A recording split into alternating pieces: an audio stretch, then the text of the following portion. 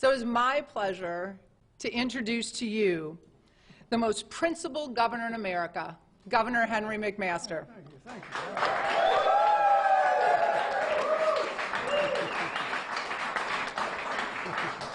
you. Well, thank you very much for coming out. I'm Peggy's husband, Max co-owner. I do want to thank you all for being here. We got a lot of work to do, and if things go the way we're expecting, the way we're hoping, we'll have 4 good years to get a lot more things done. We've made a lot of progress in the last several years. We've got a long way to go, but we're going to get it done. And South Carolina is on the charted course now to be at the top of the world, the best state, best place in the whole country to live, work, and raise a family. And I'm honored at the trust and confidence that the people have placed in me as their governor.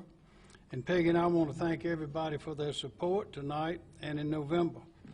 Everywhere we look, South Carolina is growing, from the mountains to the sea. Our economy is booming.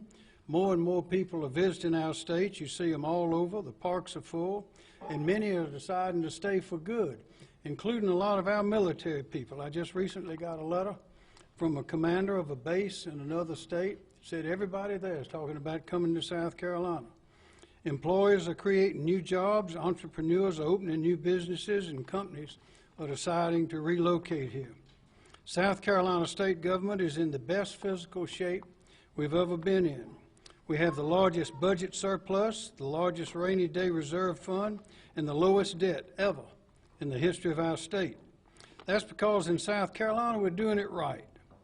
We believe in family, we believe in God, we aren't afraid to say so. We believe in the right to work, we believe in life, liberty, and the pursuit of happiness, and we will fight to protect them. Last year, we broke over 10 years' worth of records for new job recruitment and capital investment in our state.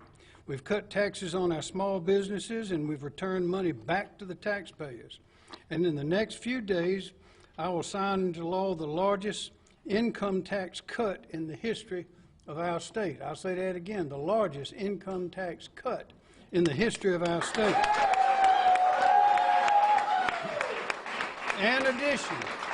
In addition to cutting taxes, we're going to give back $1 billion in an income tax rebate. That's a first as well, putting your money back into your pockets where it belongs. You're the ones that earned it, you're the ones that ought to keep it, and keeping our state competitive for jobs and investments in the future.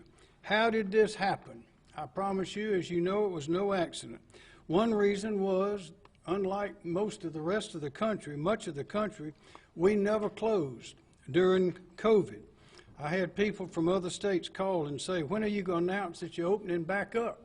I said, I can't do it. Why not? It's impossible. Why is it impossible? I said, because we never closed. So we're not going to announce we're opening back up. We are open.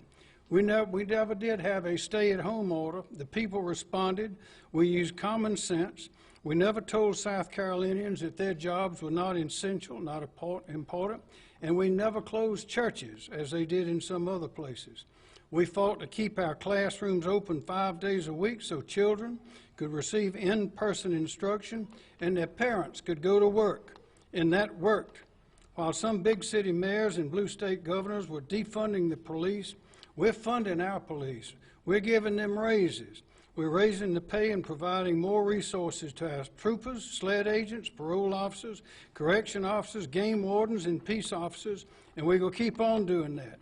And also, we voted last year to put a school resource officer in every school, and we're working to see that that's accomplished 100%, and that means an armed law enforcement officer in every school, in every county, all day, every day in South Carolina to protect the teachers and to protect our most valuable asset, that is the children and what they are learning. We outlawed sanctuary cities and sent the National Guard troops to the southern border. I was pleased to go down there and see them. They were doing their jobs and representing us well. And we're going to stop the revolving door of criminals getting out on bail just so they can go commit another crime. We're going to stop that revolving door. In South Carolina, we're proud of our pro-life and pro-family policies. When I issued the executive order to prevent taxpayer dollars from going to abortion providers like Planned Parenthood, the Biden administration sued to stop me. When I signed our heartbeat bill into law, the Biden administration did what? Sued to overturn it. And when we stepped in to protect our faith-based foster care providers like Miracle Hill, the Biden administration sued. And we sued the Biden administration on their mandates, their vaccine mandates, and guess what? We won, because it's not in the Constitution for the federal government to be issuing those mandates. I'm confident in the very near future the U.S. Supreme Court will stand with South Carolina and other pro-life family states in protecting the most precious of all rights, the right to life. We unleash the free market in public education with choice and competition. Parents with 4-year-old children who live in lower-income households will now enroll their child at the public, private, or for-profit full-day kindergarten provider that best suits their child's educational needs. That is choice in education. Soon I will sign into law a bill that creates the state's very first education savings account, giving parents additional options for their child's education. We are reforming how the state funds public education. We have 29 different funding streams that flow in from the state to the local school districts, 29. It's confusing and impossible to determine how much of that funding actually makes it into the classroom, so we're fixing that. Funding should follow the child into the classroom, and every parent will now know how every school district spends every single dollar. Teacher pay. Teacher pay is on the rise in South Carolina. When I took office, the minimum starting salary for a new teacher was $30,000 a year. Currently, we're at $36,000. That's not enough. Next week, when I approve the state budget, the new minimum starting salary for a teacher in South Carolina will be $40,000, and that is just the beginning. Our state's booming economy has created 100,000 open jobs right now. In high demand, skilled trades and professions, employers are struggling to find people. Working with the South Carolina Technical College system, we created special scholarships at our 16 technical colleges. What for? So residents can get the degree or the credentials they need to fill one of those open jobs. We're the only state in the country that has such a program. To date, over 6,000 South Carolinians have been retained and employed, and we plan to keep those scholarships going until all of those jobs are filled. Ladies and gentlemen, we have a once-in-a-lifetime opportunity to make big, bold, and transformative investments that will bring prosperity and happiness to our people for generations to come. We know the competition for jobs and investment is fierce, both nationally and globally, and particularly here in the Southeast. We must win this competition. This means we must do a number of things. We must invest in widening our interstates. We must expedite and accelerate the start and completion of projects designed to relieve traffic congestion, to replace bridges, and to repave and resurface secondary roads.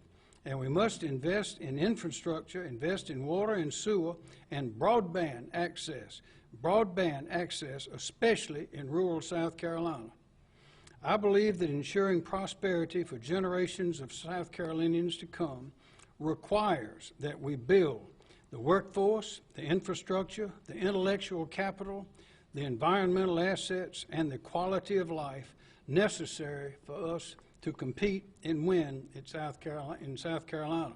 And when I say compete and win, I mean all of our people, all of our people. South Carolina is booming, and we want it to boom for all of our people. So let us continue to work together. Let us continue winning. I believe in South Carolina. You believe in South Carolina. And we believe in America. And I believe in each and every South Carolinian. And I know that the best is come. The best is to come. We have a bright future, unlike we have seen in many, many years. It is clear that one of the adversaries we have is the unfounded projects and attitudes of the national government. Things are going wild in Washington.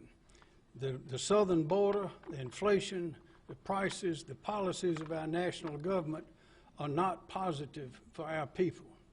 But in South Carolina, we're doing things right. We're doing things right. We are an example for the rest of the country.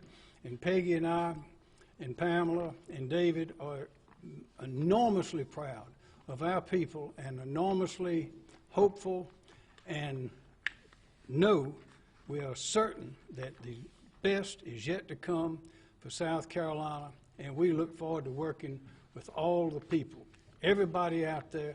And I want to thank you again for this great victory tonight. And we're looking for one more. One more. We're looking for one more, and it's coming.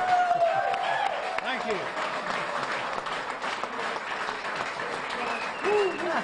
Okay.